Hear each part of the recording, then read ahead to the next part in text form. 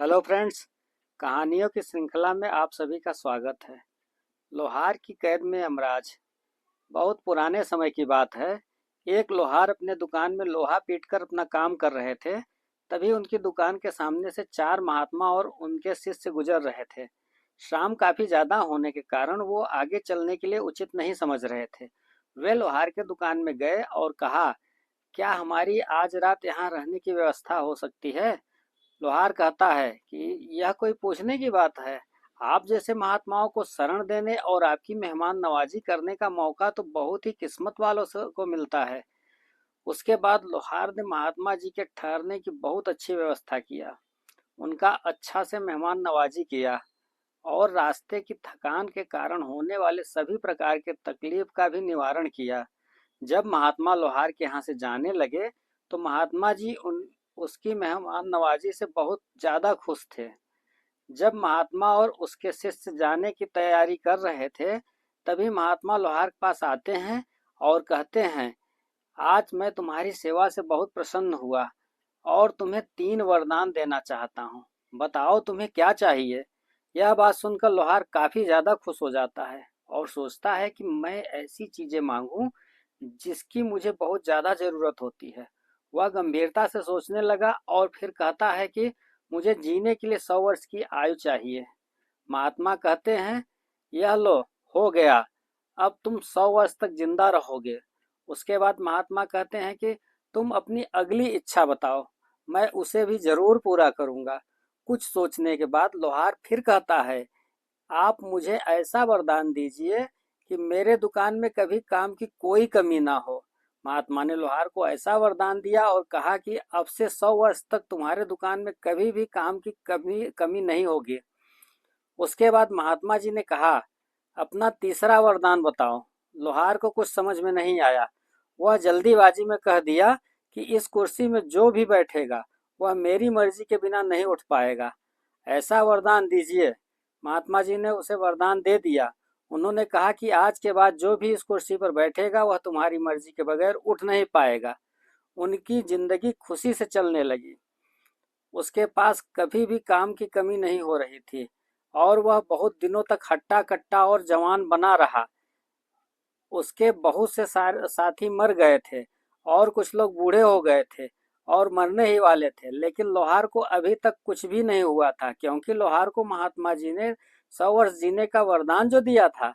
जैसे ही 100 वर्ष पूरा हुआ, यमराज लोहार के घर पर आते हैं और लोहार से कहते हैं, तुम्हारा वक्त पूरा हो चुका है, चलो मेरे साथ।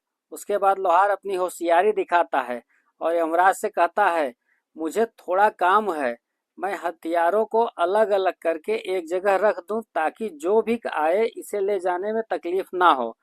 उसके बाद लोहार यमराज से कहता है कि आप उस कुर्सी पर बैठ जाइए, 2 मिनट में मैं अपना काम पूरा कर लेता हूँ, फिर आपके साथ चलने के लिए तैयार रहूंगा। जैसे ही महात्मा जी के वरदान दिए कुर्सी पर यमराज जी बैठते हैं, लोहार बहुत ज्यादा खुश हो जाता है। वह बहुत जोर से हंसने लगता है और कहता है, आप मेरी मर्जी के बगैर तो अब उठ भी नहीं पाएंगे। उसके बाद लोहार वहां से चला जाता है और खुशी खुशी अपने घर में जाकर पार्टी करने के बारे में सोचता है। वह मुर्गे को काटता है, पर मुर्गे का सिर कटने के बाद तुरंत वापस जुड़ जाता है, क्योंकि यमराज जी तो वहां बैठाकर कैद करके रखा था। इस कारण से पूरी दुनिया में किसी भी की मृत्यु उस वक्त नहीं हो रही थी। फिर उसके बाद लोहार एक बकरा लाया और सोचा कि चलो इस बकरे के मीट से आज हम पार्टी करेंगे। फिर उसने जैसे ही बकरे को काटा, बकरा वापस जुड़ गया और फिर वहां से भाग गया। उसके बाद लोहार सोचता है कि इस दुनिया में तो किसी की मृत्यु अभी नामुमकिन है। लोहार को मरने की बिल्कुल भी इच्छा नहीं थी। उसने सोचा कि चलो मैं दाल चावल और प्राकृतिक चीजें खाकर ही गुजारा कर लूंगा, लेकिन मैं अपनी जिंदगी का मजा लूंगा। फिर उसने चावल दाल और प्राकृतिक चीजें खाना शुरू कर दिया। यमराज जी को उस कुर्सी पर बैठे करीब 1 साल बीत गए। पूरी दुनिया में तबाही का मंजर था, क्योंकि किसी की मृत्यु न होने के कारण आसमान पूरी तरह से मच्छर मक्खियों से काला पड़ गया था। खेतों खलिहानों में तितलियां और मधुमक्खियां तथा जानवर बहुत ज्यादा हो गए थे, जो खेत खलिहान की सभी फसलें एक दिन में ही खा जाया करते थे। पूरी पृथ्वी पर बहुत ज्यादा जहरीले सांप पैदा हो गए थे, क्योंकि उनकी मृत्यु भी नहीं हो रही थी। अब तो पूरी दुनिया के लोगों का जीना मुश्किल हो गया था। फिर बाद में लोहार को अपने पर पछतावा होता है और सोचता है कि मैंने बेकार में यमराज को उस कुर्सी पर बैठा दिया। पूरी दुनिया तहस नहस हो गई है। अब लोहार को अपने आप पर पछतावा होता है और सोचता है कि मुझे तो मौत का मजा चखना ही है, क्यों ना हम पूरी दुनिया को बचा लें। फिर वो यमराज को वहां से आजाद करने के लिए अपने लोहार वाली दुकान में गया। यमराज को वहां से आजाद कर दिया।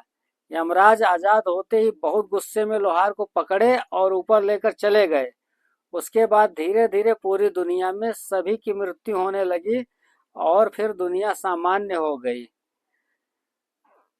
इस कहानी से हमें क्या सीख मिलती है? इस धार्मिक कहानी से हमें यह सीख मिलती है कि हम सभी की मौत तो सुनिश्चित है। मौत से कोई भाग नहीं सकता। किसी की मृत्यु कभी भी किसी भी वक्त हो सकती है।